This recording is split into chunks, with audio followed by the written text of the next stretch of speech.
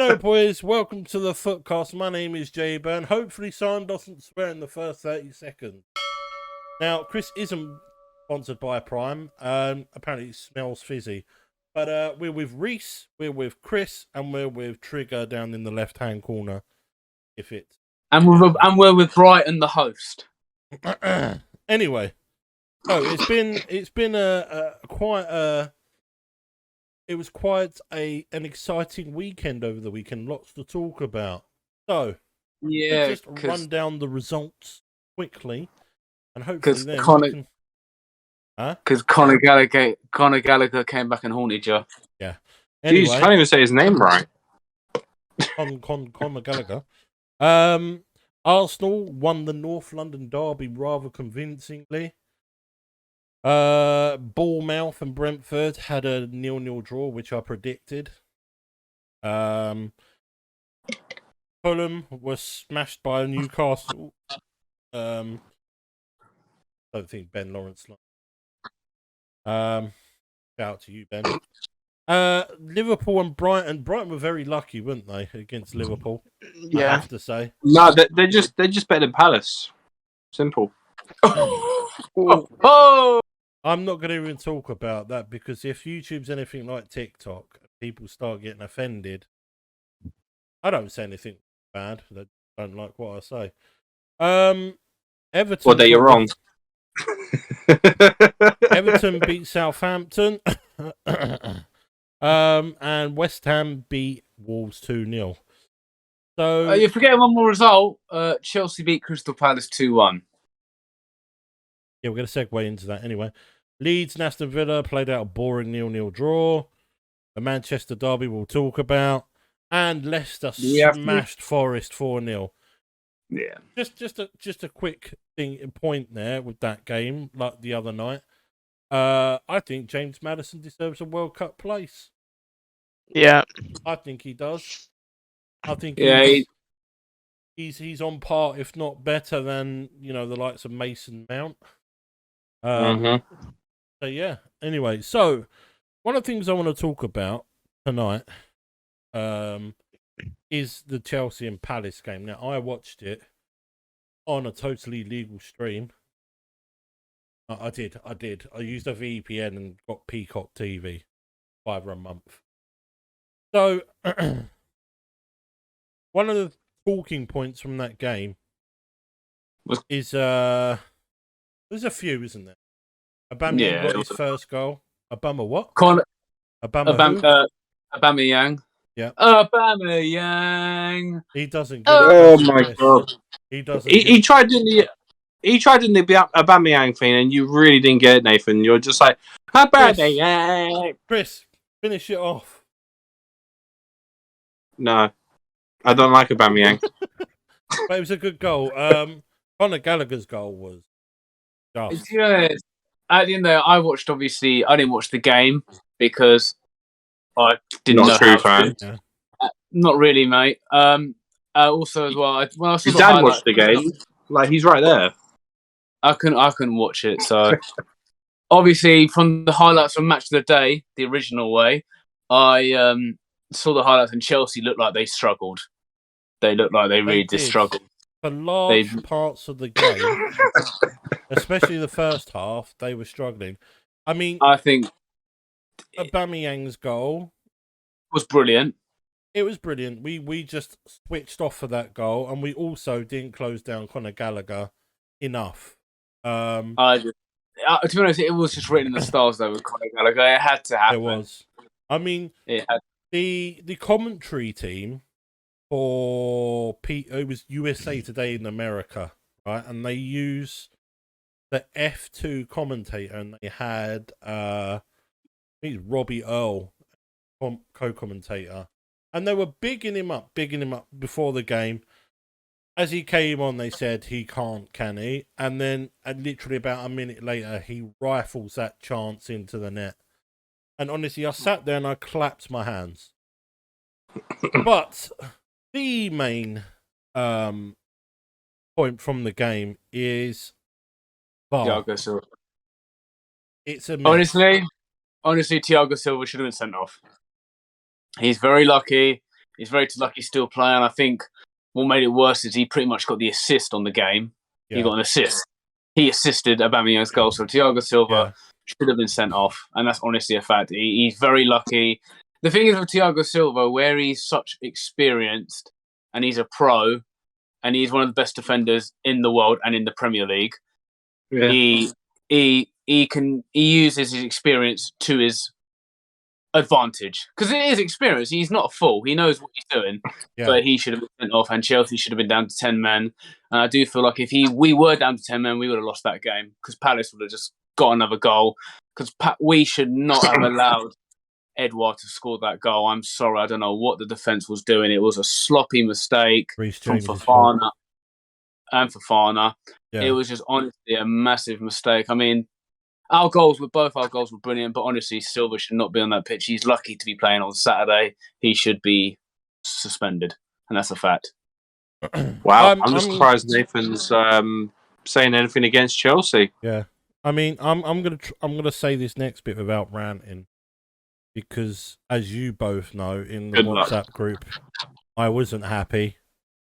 Wasn't happy? You were cursing and blinding everything you were saying. My neighbours heard Fuck me. VAR! I know more about football than VAR. My neighbours heard me as well. When Wait, I'm half deaf in this ear now because of hearing your shouting with my headphones in. I mean, when I was watching it, and... You know, I had some idiotic fans in my TikTok live the other night coming in saying, oh, well, you know, AU fouled Silva. No, he didn't get fouled. He slipped as he was trying to bring AU down. It was a red card. That's all I can say.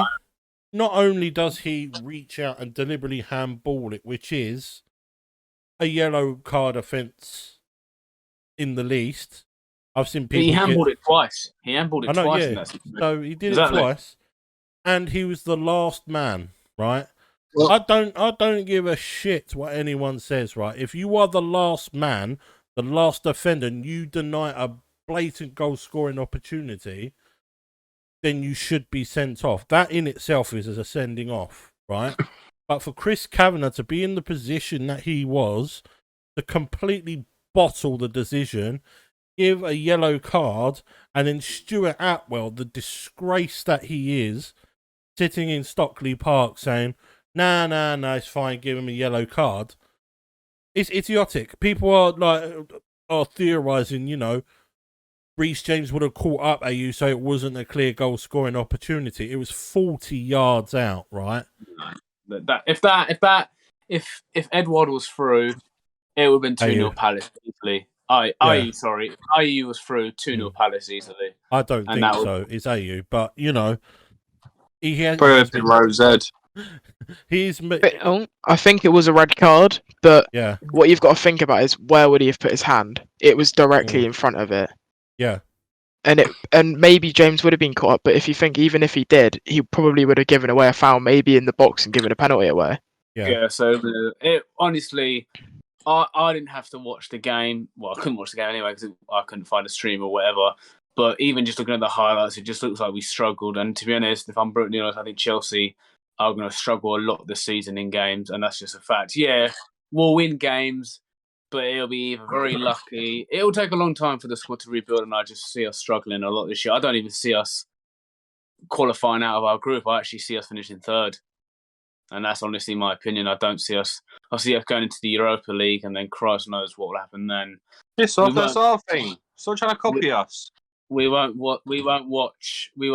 beat Man City in the Carabao Cup. I'm not even being negative. I think this season is just a massive rebuild. It's going to be a long season for Chelsea fans in general because it's a new era. It's just a new manager again, and it's just going to be a long, long season. And we are just going to struggle. We are really just going to struggle in games.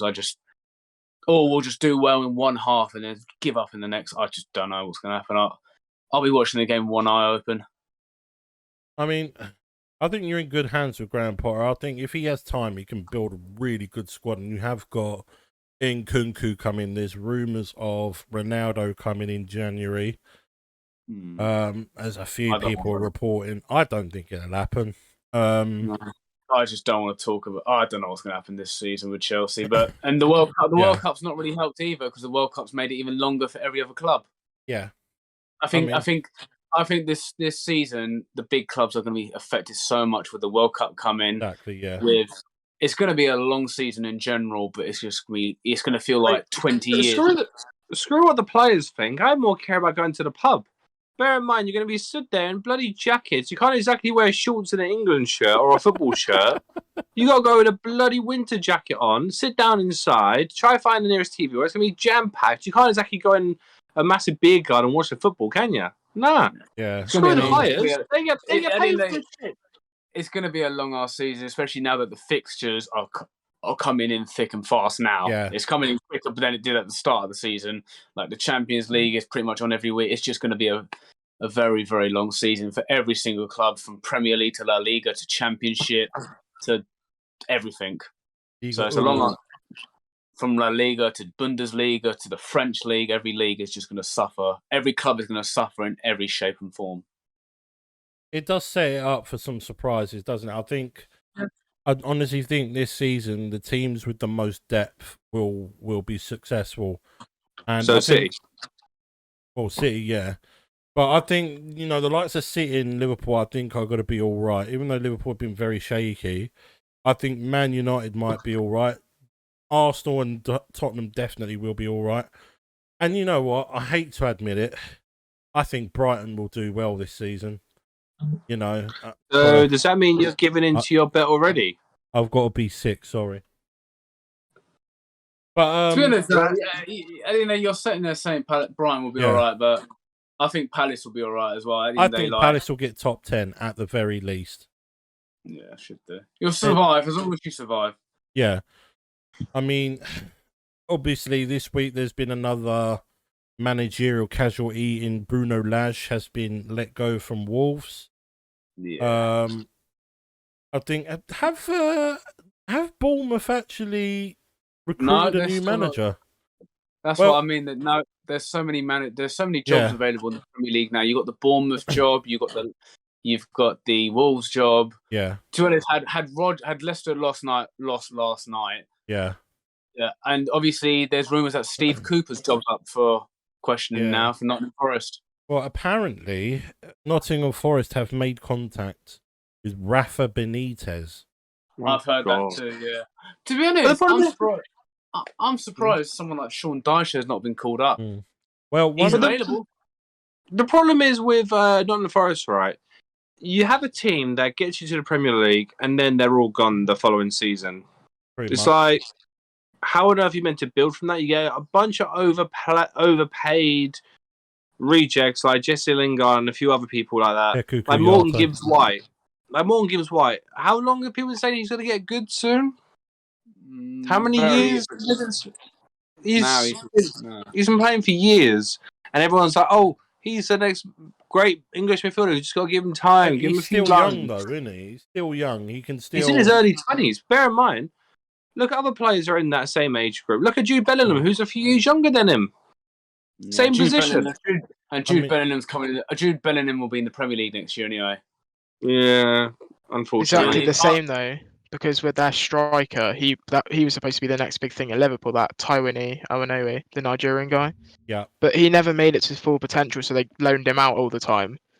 But there's no point having like a League One or a League Two player in the Premier League because yes, he'll get goals, but against teams like Brighton or like Aston Villa or the low teams, if you put him up against United or City, he's just going to get destroyed. No, hold on. If he's playing against United, he will score. Thank you.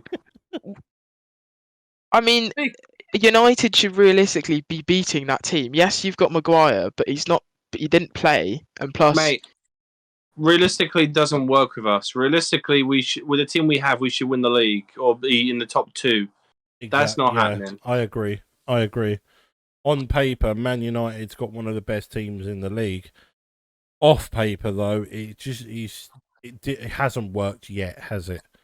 Oh no, you got to give Ten Hag a bit more time. Like, all right, regarding obviously what happened on Sunday, it it was just obviously written in the stars for Haaland, but just give Ten Hag time. I was so close to predicting that. I said Haaland would get a hat-trick, and then in the last minute, they went and scored a third goal, but I said it would be ended 6-2 or something like that. To be honest, I didn't know Ten Hag, he'll learn from that game. And obviously, since we're talking about Man United at the end of the day, he needs to spend some more money, but obviously... Do you know what it's the fact that he's... Like, yes, I get he wants to play people on merit, but playing people like McTominay and Rashford in that sort of game was stupid. They say, Rashford presses. It's like, no, he doesn't press. If you watch him, he bumbles about, makes one, maybe two runs, and does fuck all. Yes, he's done well against lower teams. 1 second, Nathan, sorry about it. But in that sort of game, you need your big players. You need the Casemiros, Ronaldos. You need... Honestly, I was so surprised to see McTominay start, and that's not even an insult to him. Mate, he's shit. Like, bear in mind, if he wasn't through the youth, he would be sold by now. Honestly, to see McTominay start, to see Casemiro on the bench, I think it's so disrespectful to someone like Casemiro. It's like Casemiro and Ronaldo. Two players. They should have started. Should have played them. Yeah, exactly. They should have started. Played them. It's like... It's just like, I'm not being funny enough. McTominay against the likes of Haaland, and bear in mind, McTominay was out of position most of the time. Oh, and like, think about it as well this way.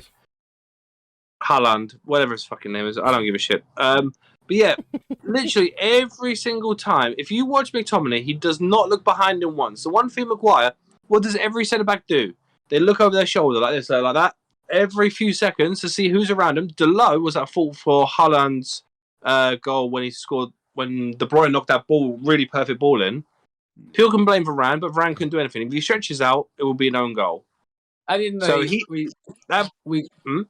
we can sit there and talk about it, obviously, all night, the Manchester derby and stuff. But to be honest, it will not happen ever again. That 6-3 result will never happen again. Man United. What do you mean? That's the second time it's happened, you donut. What do you mean it's not going to happen again? It's the second time in 10 years. Can I just say one thing? I said this to Chris earlier about the game, right? And this something's not spoken about enough, and that is Anthony's goal. It was an absolute peach. I mean, I think it was the best goal of the game, to be honest. It was the way he took it, and I think he's gonna just get better. Oh yeah, he's gonna get so much better. I think he will get so much better as a player, and he's worked for Ten Hag at Ajax, so he knows what Ten Hag wants. Ten Hag likes. It's just Anthony just needs to adapt to the league a little bit more. But give him next season, he'll just be scoring for fun. Hopefully, nearly 100 mil. So he fucking better. Yeah. I think one thing he's lacking though is the defence, because yes, you've got Varane, but the other centre back, they need to keep relying on that, and it's not really happening for them. They might need to dip in. Don't you dare insult Lisandro Martinez. I will come there and slap the Liverpool off the teeth. I'm not just talking about him though, but you bought on Luke Shaw. What's Shaw gonna do? Oh my god, that was so stupid. I mean, they're saying they've turned him into a beast, but he looks like a big ball. There's nothing you can do. When you got Shaw and Maguire, when they play, they look like their ankles are melting. It's not good. And then when you have someone like Delo, who, yes, he's been doing okay, but you got shown to be how bad he actually is in that City game, where in the first 1 minute 30 seconds gets a yellow card for a stupid tackle because he got outbeat. Jack Grealish was having fun that day. He was literally walking past players and literally having so much fun. That was the Aston Villa Jack Grealish, not the Man City version.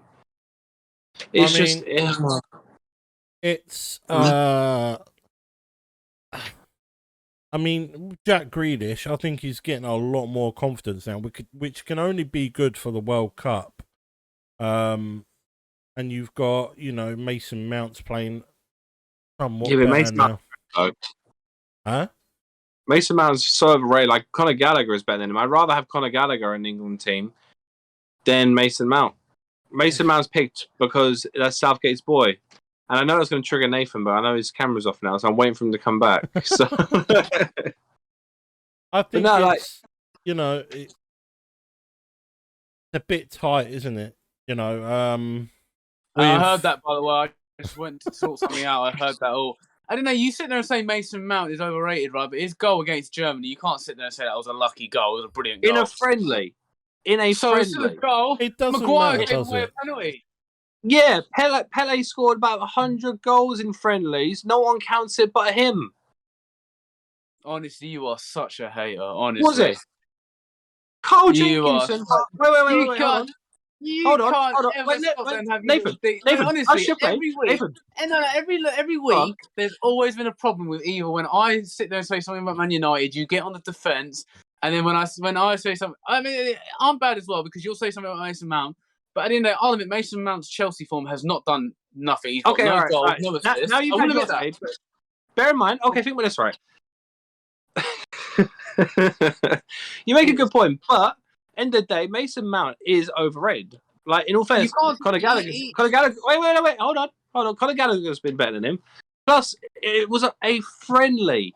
I bear in mind, was it Anthony Martial in 2017 scored a great goal against Real Madrid when he beat like 3 or 4 players down the wing and scored. Do anyone talk about that? But you talk about the birthday cake trophy. Do we talk about the birthday cake trophy all the time to Reece? That's a joke. Do we or do we not talk about Martial's goal in 2017 friendly against Real Madrid? No, of course not. I didn't even know. Or Andreas Pereira when he was at United, pre-season Pirlo, always scored a screamer in pre-season. Do we talk about that? Do we talk about that? No, one player though. I see he's exactly. It's a friendly. We do not discuss friendlies like they are important. Yes, it might have been a good goal, but it was a friendly. Do we count? I think they are important somewhat. To some point, they are important. Oh, shut up. It's a friendly to get fit and understand how each other play. There's no representation of how the team play. Because in that case, we're going out of the World Cup in like 2 seconds like that. We probably will, to be honest. The women's have done better than us anyway. I think yes, we're always getting do at better least than to us. the We're crap. quarters. We're getting at least to the quarterfinals. Don't worry. Quarterfinals of the group stage, Every week, there's always an argument between me and Chris. Ever since we started this podcast, there's always an argument between me and Chris. I know. What do you mean when this podcast started? It started before we started this podcast. Yeah, but there's been more problems because we wind each other up. No, because I talk sense. No, you don't. Yes, I do. Okay, guys. Nathan can do a pretty good impression of Chris, to be honest. Wait, what do you mean that's what you're on? They're my second team, like I said, but Man United is always first. It's like you're from Manchester. So what? You're not from like Chelsea. Charlton are the worst team in London. You're not from Fulham. You're not from Fulham, so London. Who's your local team growing up then? Unfortunately, I have to say there's a guy in the claret and blue shirt. Do you mean the red and blue shirt? Red and blue shirt. I was born 20 minutes away from their ground, Mayday So Hospital. there you go. You should be a Palace fan. You're not born in Fulham. In Fulham. That's like saying though that I'm a Plymouth Argyle supporter. You might as well be. I don't want to be though. I don't want to be a Palace fan. He has to wear a Brighton shirt still. Jason's from Brighton anyway, ladies and gentlemen. No, I'm bloody not. I'm in the same hospital as you were. If you carry on, Nathan, Jason's going to put you back in.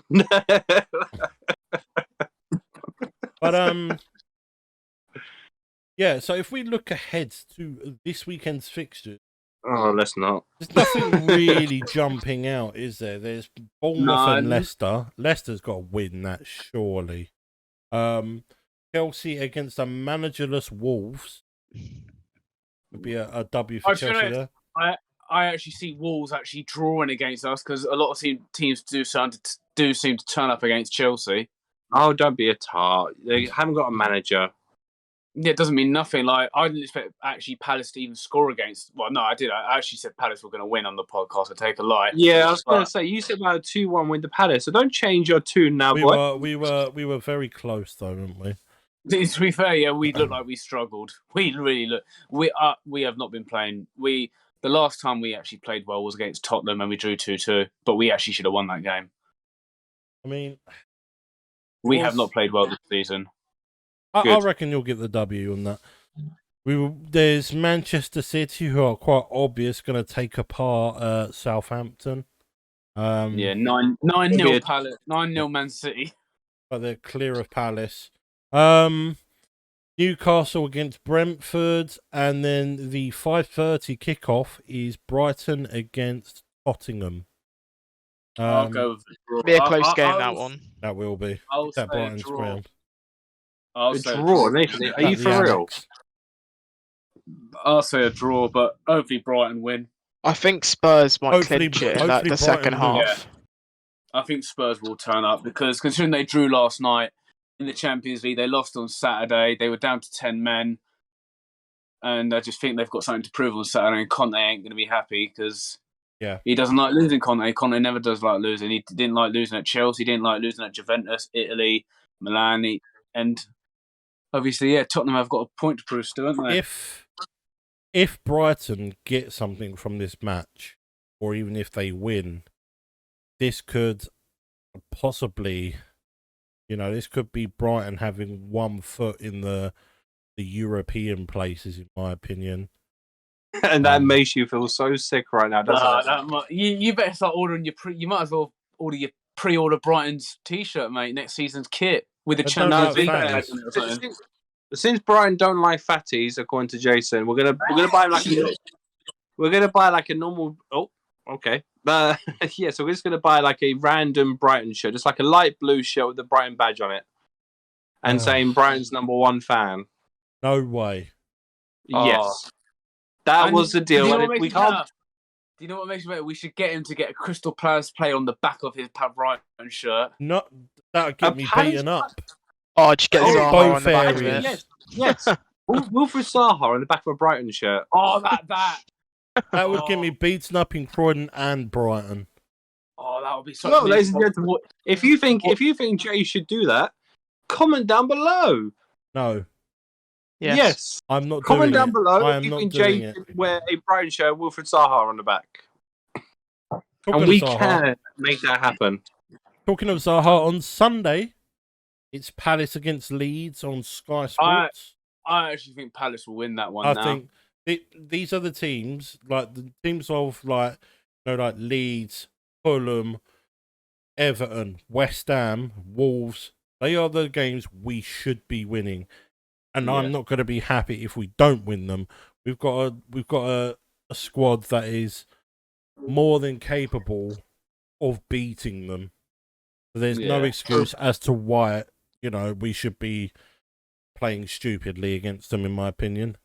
We've got West Ham versus Fulham in a London derby.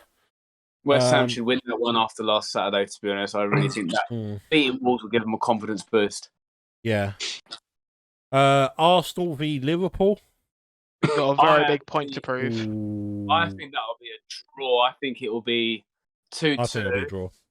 I think it'll be 2-2. I think Arsenal will go 2-1 up at half-time, and I just see Trent scoring or maybe South. I can see Liverpool turn. I can see Liverpool turn their luck around in that one. To be honest, I can see they've been crap lately. They beat Rangers. I know Rangers aren't exactly nothing. They play basically championship level football, mid-table championship level. But I would have to say Liverpool will beat them. I'm gonna sound like very biased, but I either think we could lose this, but I hope Klopp will play the same team he played against Rangers, because I felt like that was quite a good attacking team. True, it can be a championship team quite easily like that. Yeah, I still think though that Trent should be played further up the pitch, not at right back. Maybe we should drop Gomez in or something like that. Gomez did used to play right back at Charlton sometimes. Yeah, he is an underrated defender, because he was. Don't forget, he did get picked for the England team a couple of years back, and was on the bench every week. And obviously, also a couple of years ago, the year you beat Tottenham in the Champions League final, Gomez and Van Dijk were the perfect pair. If you remember, they were the perfect two pair. They clicked them two. Now it's changed. Yeah, I just hope though that he's trying to sort the problem out, and I think Núñez. He needs time to adjust still. like we give him chances and stuff, and he's still trying to adjust to like the new country, the new team, how fast the Premier League is compared to the league he was in. Yeah. But I think if we give him time, we can like maybe a couple of seasons, he'll be quite a good player. Yeah, just give him a couple. That doesn't help me though. I've got him on my ultimate team as a one to watch. The thing is, we all slated. We all can take the piss out of Nunes, but if anyone remembers the Charity Shield, everyone took the mick out of Haaland, and now Haaland's just scoring goals with his eyes closed, basically. And Nunes scored in the Charity Shield and scored in his Premier League debut, went and assisted as well. And now Nunes got sent off in his last game against Palace the next game. So we all can go Nunes is 80 million worth nothing, but we all thought after Haaland's miss, he's missed a sitter. Now Haaland's just scoring goals for fun. So everyone will forget his miss against Liverpool. Obviously, he'll never be forgotten. It will always go down as one of the biggest misses in the Charity Shield competition, or one of the biggest misses of the year, or whatever. Obviously, but at the end of the day, Nunes will score goals for fun as well. It will just click eventually. I think it will just click. It's just going to take time, but I didn't know we all laugh at Nunes, but if he does what exactly Haaland did next season or after the World, he won't do anything near what Haaland's done. No offense, but Haaland is a different level. He is. Nunes could be good, but no way is going to be as good as what Haaland's doing. Like Haaland's only just joined the Prem. Think about what's going to happen when he gets used to it. He's come in thinking this is easy. This is not what I was expecting. This is easy. The thing is, though, he's obviously played against Liverpool in the Charity Shield, but he's still, at the end of the year, he will score goals, but he won't be scoring hat-tricks against Liverpool, Chelsea, Tottenham for free. It won't happen. How do you know? I just don't think it will. I think Man United's defence is probably a very, very weak defence compared to other defences in the Premier League. And Chelsea's is quite weak at the moment, and so is Liverpool. But yours is. So then your point is basically countered, just there and then from that one line. Let's be honest, your defence is probably one of the weakest in the Premier League right now compared to other defences. Oh, I'm not even denying that. I think that is spot on. I think there is a lot of work to be done. The thing is, at the end of the day, I think it's funny what happens with Maguire, but at least now we know Maguire's not the problem. What do you mean Maguire's not the problem? You can't just blame it on Maguire. You can look He's at not won a game when he started.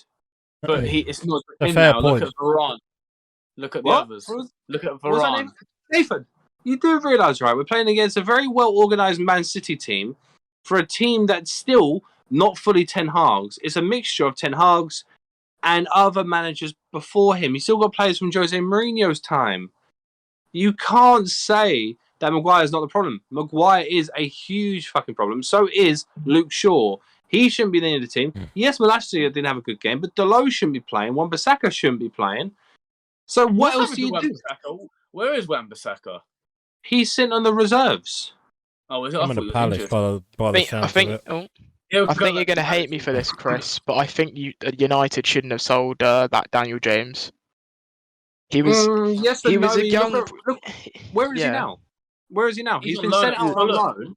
He's on loan to Fulham because Leeds thought he wasn't good enough because they wanted him for years, got him, and then they sent him on loan the season after he joined. He was still young, and I think he was trying to adjust to like the fast football at United at that point. Have you seen how fast the kid is? I mean, I see what you mean, but it was either risk him not being very good, or we made a profit. Since we signed Ronaldo, we made a profit.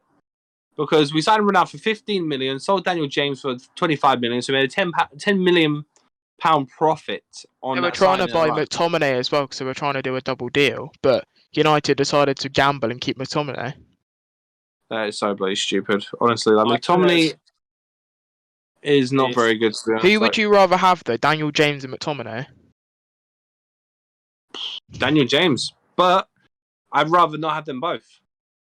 I'm shocked with Daniel James really shocked me. Like when he first came and he scored in his debut against Chelsea, scored against Palace, and he was sort of scoring goals. All of a sudden just went down. And it's just mad. A kid who bossed it at Swansea, bossed it in the Championship.